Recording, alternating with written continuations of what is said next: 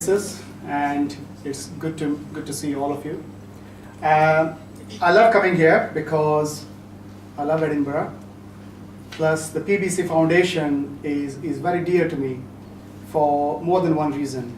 My PhD in Newcastle that I did a couple of years ago probably couldn't have been possible without the PBC Foundation's help.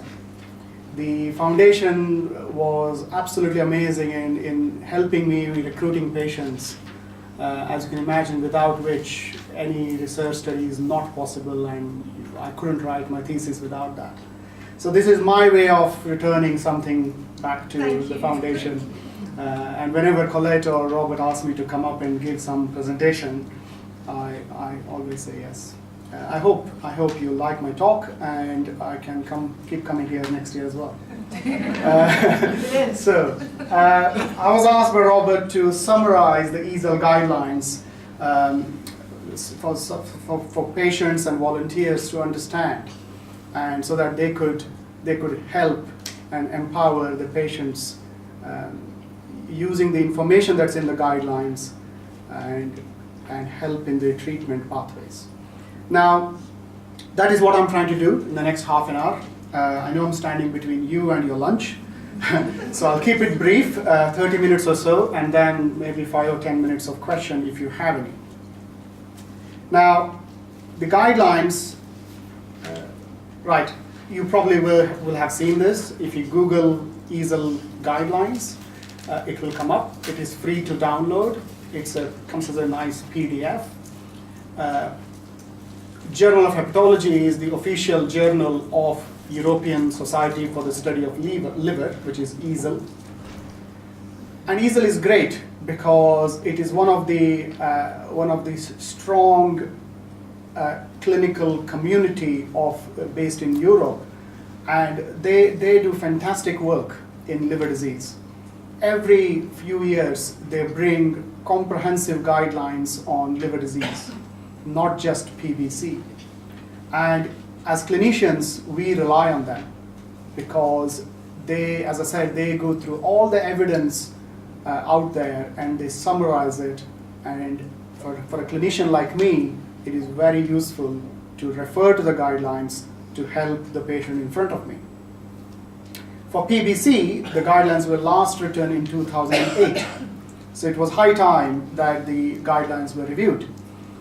So March last year, a bunch of experts from UK and Europe, they came together, sat in a big room like this, I think, over a few days, and wrote the guidelines. And the guidelines as such, they are 28 pages long. If you exclude the 5 pages of reference, it comes to 23 pages. So it's quite a comprehensive document. And I do not expect you or your PBC patient to read every line of it, but over the next few slides, I'll show you the main important nuggets or main chunks that every PBC patient should be aware of. The two things are in this guideline is perhaps this is the first time that the EASL took help and contribution from the patient support organization, such as the foundation. There are lots of other liver patient support organizations in Europe, and they were also invited to contribute in writing the guidelines, which is amazing, because to have the patients or the patient support organization in drafting the guidelines is something new. And the underlying point here is also that every PBC patient in this country or anywhere in the world should be put in touch with a PSO, whatever is available in their own local area. And that, for me as a clinician, is very important. Every PBC patient that I see in the clinic, I actively encourage them to look up the PBC Foundation website and register with the organization. Right, so the next 25 minutes or so, we'll try to cover these 4 areas as per the guidelines: the diagnosis and assessment of the disease, how we treat it, how we monitor it, and how to treat the symptoms of PBC. Before we do that, any patient with chronic liver disease or chronic condition, doesn't have to be PBC, it is important that the patient understands his or her role in the disease. If there are guidelines, the patient should try to make an effort to refer to it. I understand there are scientific guidelines, they are not easy to understand, but make an effort. Use the information in the guideline to empower himself or herself to own the condition. Also use the information to have a discussion with the clinician in front of you, checking with the clinician, why am I not doing this? Why are you not giving me this treatment? And it's perfectly fine to do that. And I tell my patients, do not hesitate to ask questions.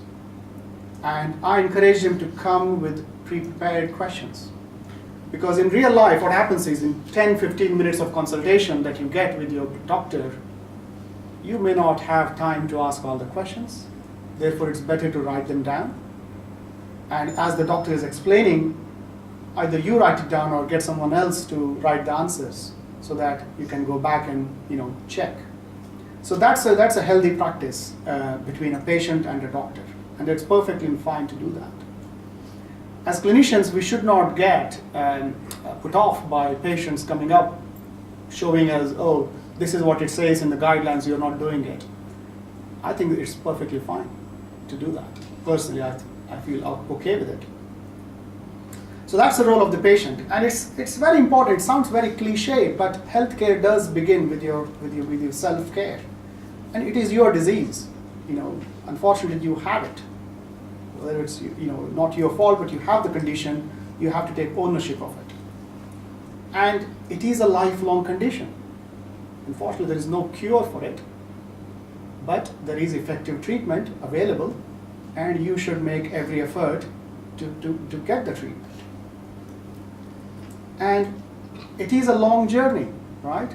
If you're diagnosed at the age of 25, you have to live with this PBC for another 70, 80 years of your life.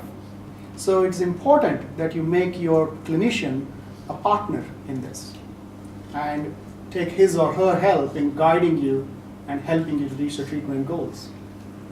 And also don't assume that your doctor knows everything about the PBC. It's especially true if you are looked after by a GP or a gastroenterologist in a district general hospital who may not be a PBC expert. And therefore, it's perfectly fine to challenge them and ask them, as per the guidelines, please, can I have this or that? Okay? So, how we diagnose PBC, I'm sure you all know that. Now, this may not have projected very well, but the summary here is PBC is a very diagnosed coincidentally. Patient goes to the GP or a clinician with some non-specific symptoms. They get their blood test checked and the alkaline phosphatase is high or the liver tests are slightly abnormal, and that starts the further investigations of ultrasound scan, liver autoantibody profiles and all that. And like any other condition, history, physical examination, all that is important. And there are lots of other conditions clinicians have to rule out before we can diagnose PBC confidently. An important thing here for the patient is if you have anti-mitochondrial antibody in your blood, and if your liver tests are high, then that is PBC after excluding other causes. And you do not need liver biopsy at the point of diagnosis.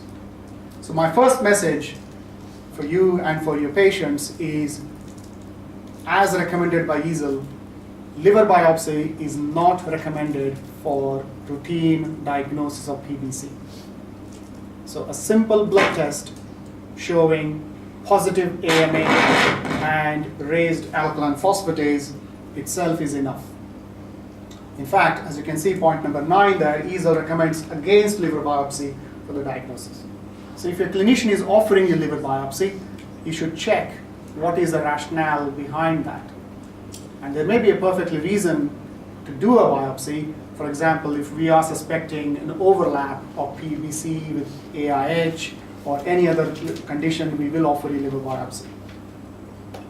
The second point is, if you or your patient just have the antibody in your blood, but your liver tests are absolutely normal, that is not PBC.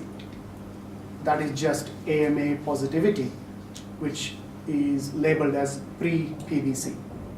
So those patients should be told that you do not have PBC, you don't have to tell your insurance or anybody, you can just forget about it for the time being.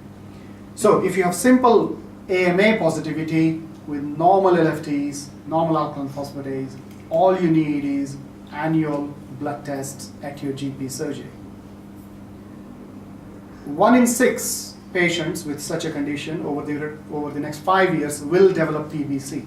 So it's important that annual follow-up is done for these patients. Okay? Feel free to stop me at any point and ask questions. So on the first part of the guideline, what does it mean? As I said, in 90% of cases, AMA positivity plus raised LFT alone is enough to make a diagnosis. You do not need a liver biopsy to diagnose PBC. So therefore, a patient is perfectly entitled to ask the doctor, why are you doing my liver biopsy? Now, liver biopsy is an invasive procedure. It involves needle going into your liver. There is a risk of bleeding. There is a risk of perforation. So it's not without its complications. So if they are offering it, there has to be a reason why they are offering it. Also, the guidelines recommend that ultrasound scan should be done routinely in all patients with PBC. And if your patient hasn't had an ultrasound at diagnosis, they should be asking the question. And as I said, positive AMA alone with normal LFTs, it is not PBC. You just need blood test every year.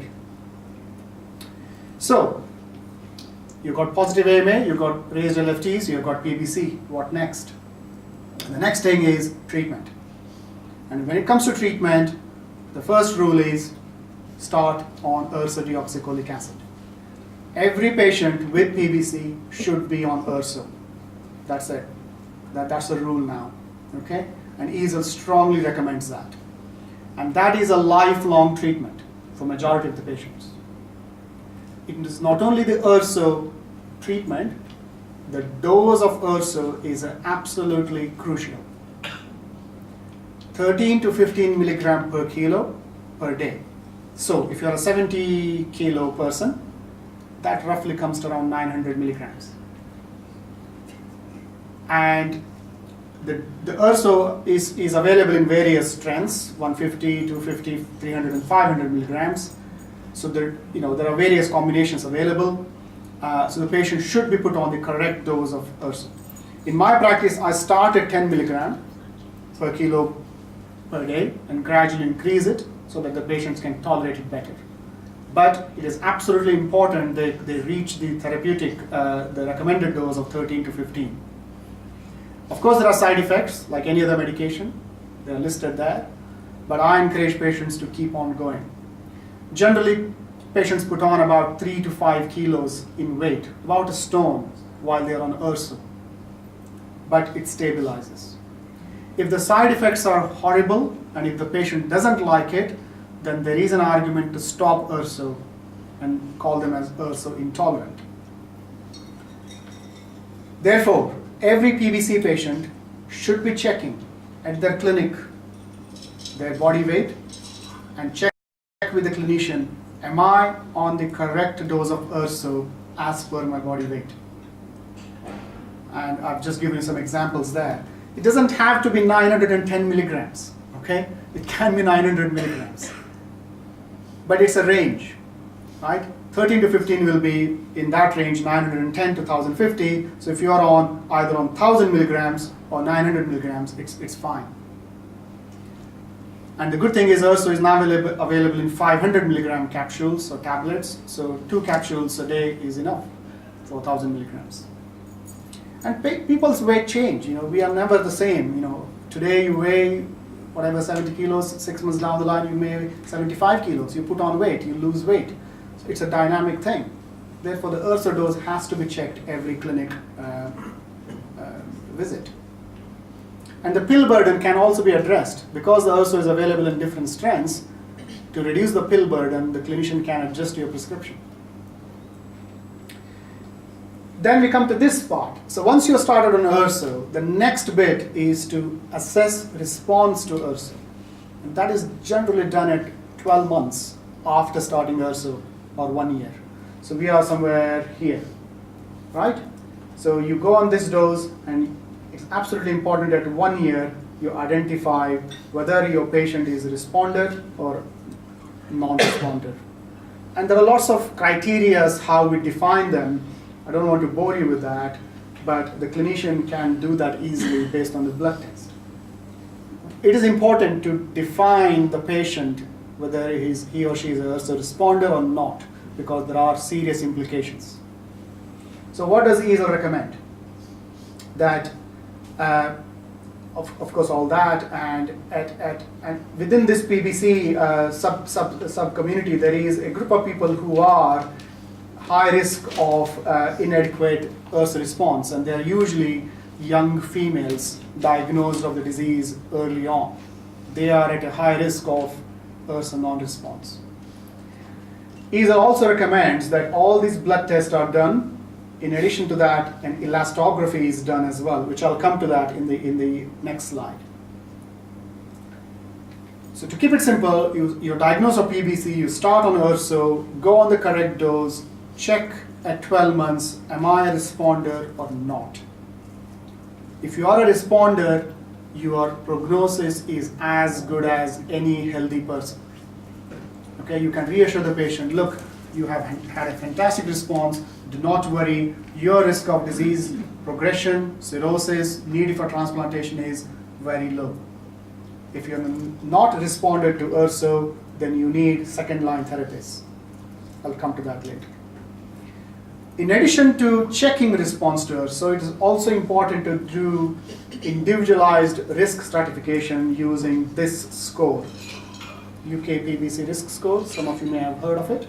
There's also a GLOBE score, and both are available online, easy available tools. I don't expect the patients to do this, but the clinician has to do it, or the patient has to prompt the clinician to do it. So what is a UK PBC risk score? If you Google it, again, it comes up. It is available on the UK PBC website, which is led by Cambridge. And if you click on that, it opens as an Excel sheet. And that is an individual patient-specific risk calculator. And it gives you in percentage what is your risk of developing liver failure or needing liver transplantation at 5, 10, or 15 years from diagnosis. So it is specific for that patient. You can actually say to this patient, look, I've done your UK PBC risk score, this is it. Your percentage risk of these complications is this, this, this. It's really good. Just to give an example, I hope it works.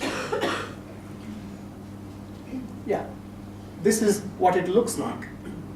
So I'll put some hypothetical answers here, right? And this is a simple tool a clinician can do in 2 minutes or 5 minutes.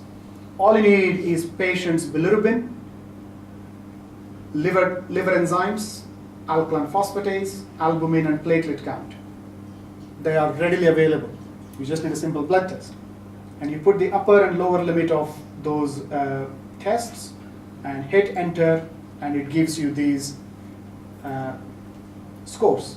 So for example, for this PBC patient, her 5-year risk of event is 3%. That's very low. So you can reassure the patient, your blood test at the end of 12 months of URSO therapy show UK PBC risk score of this. For someone else who has got a very high bilirubin or high alkaline phosphatase, these scores will be obviously high. What is the use of doing this? If your UK PBC risk score is high, it identifies that you are at a high risk of disease progression and you need to be followed up quite closely, perhaps in a specialist clinic center. Perhaps you should go on in a second-line therapy much earlier. So that is the utility of this. And the GLOBE score does something similar.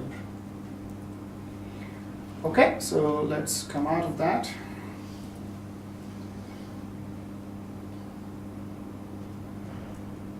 The guidelines do not recommend how often you should do this, but I suggest we do it at least once, 12 months after the treatment. I skipped a slide, didn't I? Okay, at the end of the day, what it boils down to is if your alkaline phosphatase, which is a blood test, is less than 1.5 times the upper limit of normal, and if you have normal bilirubin blood test at 1 year after EASL, your prognosis is really good. And it's not different from a healthy person.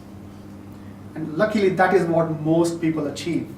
60 to 70% of PBC patients have a fantastic prognosis on EASL. And for the other 30 to 40%, we need second-line therapy, which will be obeticholic acid. I'll come to that. So, how do we monitor patients? As I said, most people do very well on EASL, as long as they're on the optimum dose, 13 to 15 milligram, please remember that. They will not go on develop cirrhosis, they don't need transplantation. And during their routine clinic appointments, all we do is liver biochemistry and an assessment of liver fibrosis. A couple of slides on liver fibrosis. Before that, at every clinic consultation, it is important to check, is the patient an EASL responder? For the reasons I've just explained you. The patient can also ask, what is my bilirubin, doctor? Is my bilirubin 50 or above? Now, the 50 is the ballpark figure that EASL has recommended, that if your PBC patient's bilirubin is rising above 50, then it's a warning sign. That patient's liver is failing. That patient needs to be referred to a transplant unit. The patient can also ask the clinician, what is the stage of my PBC? Now, staging refers to scarring or fibrosis. That can be measured by a liver biopsy, or nowadays we have FibroScan or an ELF test, which I'll come to in a minute. And finally, the patient can also ask, do I have cirrhosis? Now, you're all familiar with the name change. PBC used to be called as cirrhosis, so every patient assumed that they have cirrhosis. Thank God we have changed the name. Now we have got primary biliary cholangitis, which clearly tells the patient that you don't necessarily have cirrhosis. But some people have cirrhosis at presentation, and they should be identified, because cirrhosis brings its own set of complications which needs monitoring. Coming back to liver fibrosis, as I said, liver fibrosis used to be assessed by a biopsy, but nowadays we have this fantastic tool called FibroScan. You have heard of it? Some of you may have had it. Now, this is an expensive kit. Okay, it cost about 30,000 euros. It may have gone down now, but it is not cheap. Please do not expect that this machine is available in every hospital. It's not. But EASL recommends, whenever there is a availability of FibroScan, it should be used on a PBC patient. It doesn't recommend the fixed intervals, but it should be used. And in Newcastle we had it, in Leeds we have it, in Sheffield we have it. So please check with your clinician, do you have FibroScan? If you have, can I have it? It's a very simple thing to do. You lie down, it's like an ultrasound. I showed you the picture that I downloaded from Google. It sends some vibration into the liver, and the liver sends a signal back to the probe, which is read by the computer built in, and it gives you a number. And the magic number for PBC is 9.6. If your FibroScan reading is below 9.6, you do not have advanced fibrosis. So in other words, you can say it's an early disease. Anything above 9.6 is advanced liver disease. That is bad. That means you need closer follow-up. Now, as I said, because it's expensive, the NICE guidelines don't recommend FibroScan for other diseases. They recommend ELF test. ELF stands for Enhanced Liver Fibrosis Test. It's a blood test. Patients like blood tests. It's very easy. Just take blood, do whatever you want. Now, ELF comprises these three things, which I can never remember or pronounce. Basically, it has been validated that a simple blood test can diagnose the stage of liver fibrosis. And the magic number here is 10.5. Anything above 10.5, means you have advanced fibrosis. Anything below, you have early fibrosis. Okay? And again, the EASL does not recommend how often we should be doing it, but it's all, open to the clinician. Just one slide on EASL non-response. As I said, at 12 months, if you're labeled as EASL non-responder, then immediate next question should be, so what do we do next? Right? I have not responded to EASL. Can I be considered for second-line therapy? At the moment, the second-line therapy is OCA, or obeticholic acid. And the answer is yes, you should be. Now you're aware that the operational delivery networks, or ODNs, have been set up throughout the country, at least in England. I'm not sure about Scotland. The ODNs are available. Now the ODNs are the hub. In every tertiary hepatology unit has an ODN, which was set up a few years ago to deliver hepatitis C drugs, but the same ODN has been used to deliver obeticholic acid as well. So if you are, or your patient is a non-responder, he or she should be referred to this ODN so that they can access OCA. And OCA is an expensive drug, as you know, so every patient has to go through that ODN so that they can access the drug. Okay? And the message I want to give you here, that even though your patient is a non-responder, please do not stop EASL. I tell patients, you have not responded to EASL, but that doesn't mean that you should stop it. Please continue it, because OCA is licensed as a combination therapy. So your patient has to be on EASL plus OCA as per the guidelines. Okay, so that's the guideline on OCA. As it says here, anybody with alkaline phosphatase more than 1.67 times or high bilirubin should be considered, and the dose is 5 milligrams. Now, last 5 slides on PBC symptoms. The common symptoms of PBC are itch, on which I can talk all day, okay? Because that is my thesis, and it's very close to me, but that is not the focus of my talk today. Fatigue, of which, again, Newcastle did lots of research on fatigue. My colleague did a clinical trial on fatigue. You are aware of RIC-PBC trial on fatigue. Dry eyes, dry mouth, poor memory. These are the main symptoms. There are lots of other symptoms: abdominal pain, restless legs, autonomic symptoms, dizziness, cognitive impairment.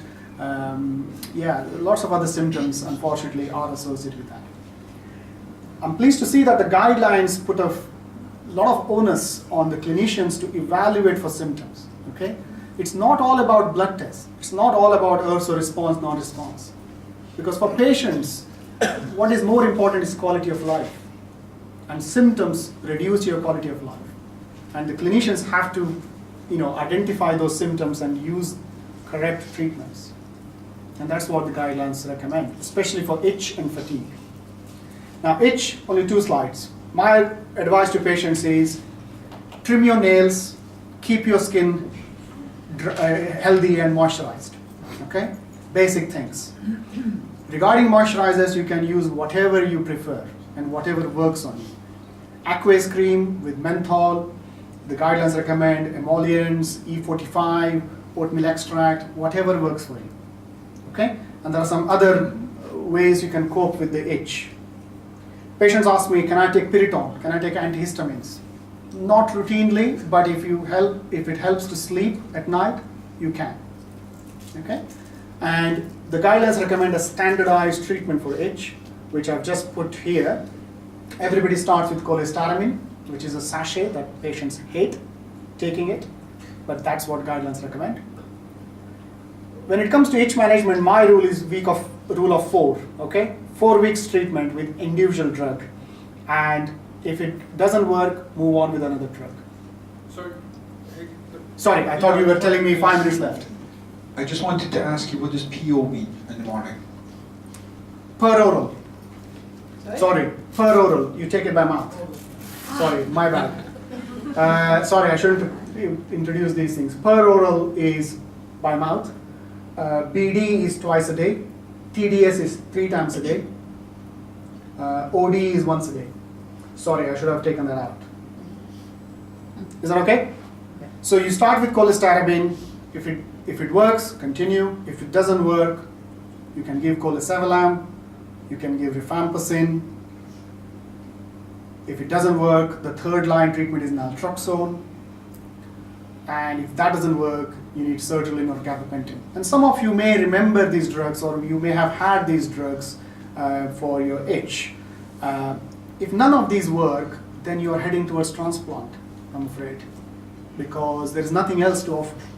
There are some experimental treatments like phototherapy, or nasopharyngeal drainage, or MARS, those kind of things. But if your patient has not responded to these 4 or 5 drugs, they are looking at liver transplantation. And liver transplantation is indicated in itch that doesn't respond. Okay? Fatigue, just one slide.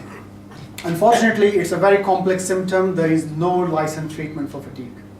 We were looking at rituximab with a lot of optimism and hope, but unfortunately the RIT-PBC trial showed that rituximab doesn't work on fatigue. So we can't offer that. And liver transplantation is not an option. If the patient comes to me and says, I'm very, very tired because of PBC and fatigue, can I have a transplant? The answer is no, because it's not indicated. Because fatigue does not improve after transplant. The rule in fatigue management is find out if there are other conditions causing fatigue, such as anemia, underactive thyroid, vitamin deficiency, sleep apnea. All those conditions can contribute to tiredness, and they should be found out and treated. And patients should be educated, helped to develop their own coping strategies. Important thing is the social isolation. There's a lot of research showing that if you're tired and if you're socially isolated, you just go downhill. Therefore, encourage patients to avoid that and engage with family, friends, keep socially active. Okay? Dry eyes, dry mouth, easy to treat. Most people respond to artificial saliva and tears. If they don't, I refer them to rheumatologists because they need some specialist management with other drugs such as pilocarpine, sevimilane, and all that, which I don't prescribe, but the rheumatologists do. The dry eyes, it also can affect other areas of the body. Vaginal dryness is very common. Estrogen creams are safe to use in PBC for that kind of thing.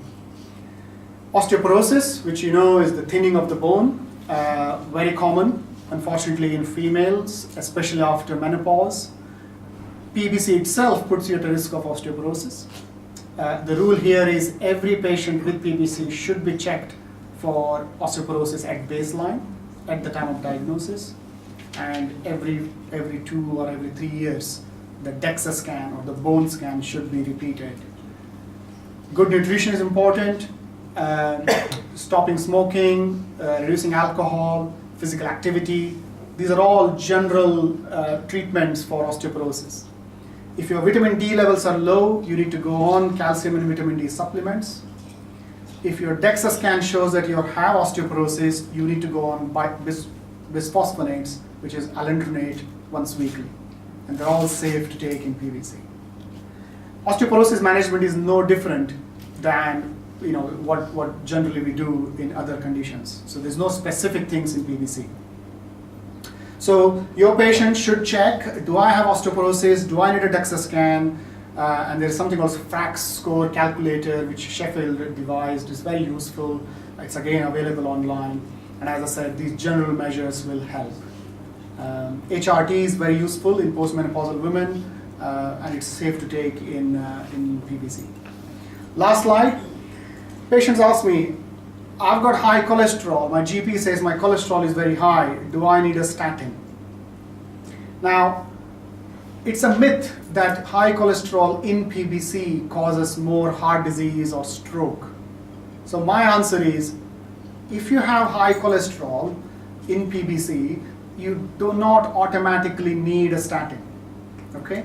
Because the high cholesterol in PBC is slightly different to somebody who doesn't have PBC. The high cholesterol in PBC is not necessarily atherogenic. That means it doesn't cause atherosclerosis in the heart or anywhere else. So it's important they have LDL, HDL, triglycerides, those things checked. It's also important to check the risk factors for that patient. Family history of heart disease, stroke and all that. And there's a Q risk that GPs can do. If the Q risk is very high, and if the GP thinks you need to go on a statin, then yes, you can. Hope that's clear. So by default, you don't need statin therapy. Just because your cholesterol is high, you need further workup. But if you need a statin, simvastatin or whatever, it is safe to take. So I conclude by saying this, that for most patients, PBC is a treatable condition. Most people have great prognosis, good quality of life, but the guidelines recommend, and I support that every PBC patient must receive best possible care, irrespective of their geographical location. And the guidelines are there. Lots of information is available to empower you and help you in your treatment. And remember, you or your patient is not alone. Get help. Contact Foundation. My email was on the first slide. Feel free to contact us anytime. Okay? Thanks for listening. Thank you.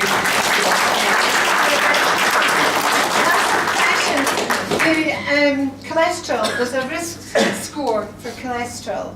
And I've heard from people in my own experience, Yeah. when they punch in the PBC, Yeah. it's halved. It is. Yeah. Yeah, and the GP doesn't understand why, Yeah. but GPs are quite happy to check with the consultant on Absolutely. belt and braces for the Yeah, disease. we routinely get letters from GPs. This Yeah. patient has got high cholesterol, high HDL. Are you happy for us to start simvastatin? Mhm. And we write to them saying that's absolutely fine, no contraindication, go ahead. My consultant said at the bottom, you may find her resistant. Yes. It's like any questions. So where are we going first? Everybody, Melanie's hand up first. Melanie? Vinod, could you just repeat the question just for the camera? Sure. Just for Yeah. When it comes.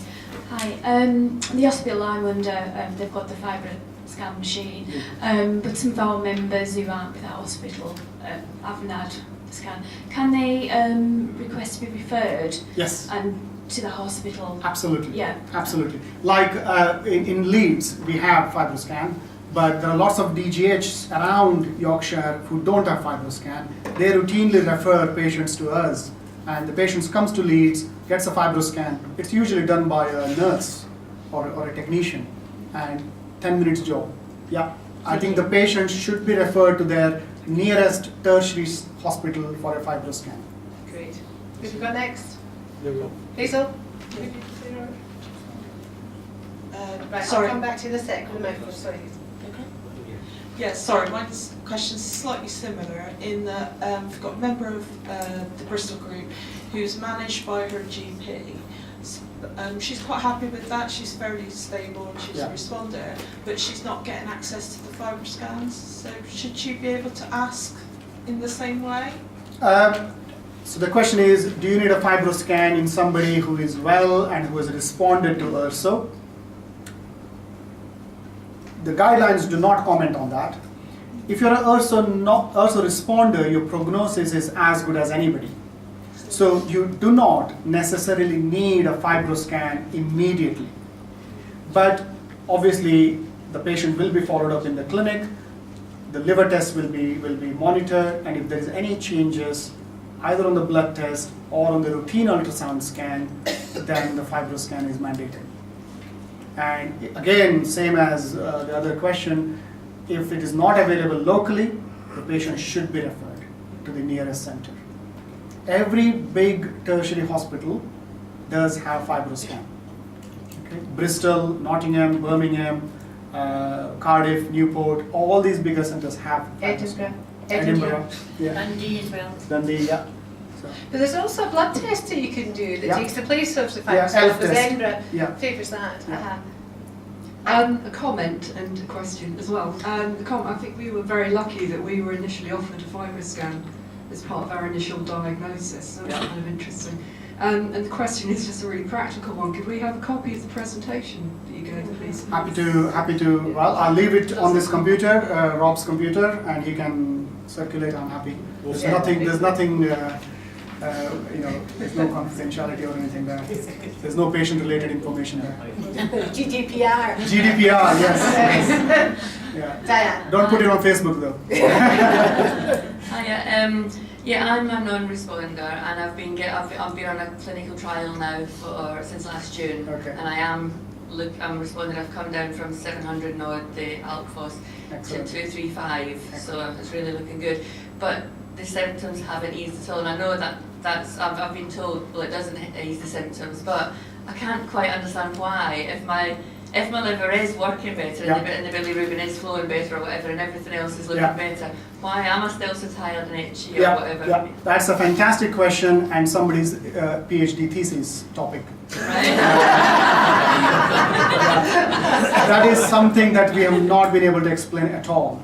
That the discordance between the severity of the symptoms and the liver test abnormality is just baffling, right? There is absolutely no correlation between itch, fatigue, and other symptoms and how good or bad your liver is. I have seen a PBC patient with completely normal alkaline phosphatase on URSO come with horrendous itch, needing a transplant. And I've seen somebody with a very high alkaline phosphatase with no itch. We just cannot explain that. But in a way, it's quite comforting as well, isn't it? Because I often hear people say, "Oh, I'm not very well enough. This has started and that started. I'm obviously deteriorating." Yeah. So it's quite nice for us to be able to say, "Well, no, Correct. not necessarily." Yeah, correct. But it is. Maybe you should encourage somebody to do a PhD. Pat.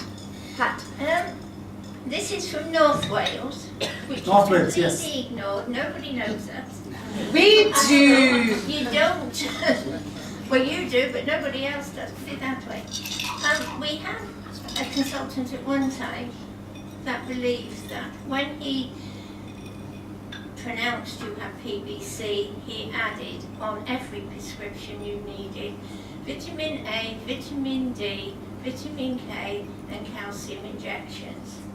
Do you believe in that? No, I don't. No, that's not right. No, that's not. There is absolutely no need to routinely treat PBC patients with all those cocktail of vitamins, because not everybody develops deficiency of these vitamins.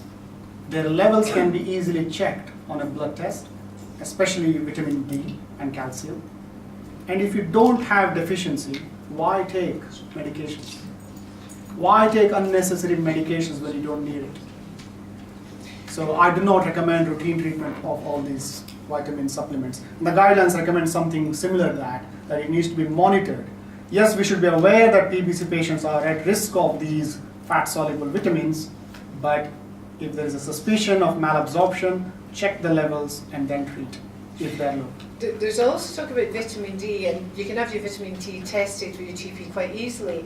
But there's talk amongst doctors now, apparently all of us in the Northern Hemisphere, Yeah. postmenopausal women, although there's nobody here Yeah. who's postmenopausal, that we are short of vitamin D, and Yeah. it'll be more in the winter months, improved in the summer Yeah. months. And so what's been fed to me is, get it checked. If you feel it's relevant, you can Yes. buy it from Absolutely. Holland and Barrett, or Absolutely. your Yeah. GP will Yeah, prescribe absolutely. it. But that's what they're saying about us in the Northern Hemisphere. Jane? I had a transplant in 2004, and then last year I had to have a second one. So my first one lasted 13 years. Why is it that actually I know you can get it back, but why has it come back? 'Cause it's come, That is another research topic. And a very interesting question. The recurrence of PBC in a post-transplant, okay? The quoted figure is 20%. So 1 in 5 patients after transplant will get the PBC back in the liver. But most patients do not need another transplant. But if you are needing a second transplant because your PBC has come back, that probably reflects you had an aggressive disease in the beginning, which your body has not got rid of. So, why does that happen? What's the mechanism behind it? We don't fully understand. Were you on ursodeoxycholic acid after your first transplant? Where you continue? I was non-responsive, But did they start ursodeoxy Yes. on? Yeah. Okay. and I'm on it again now.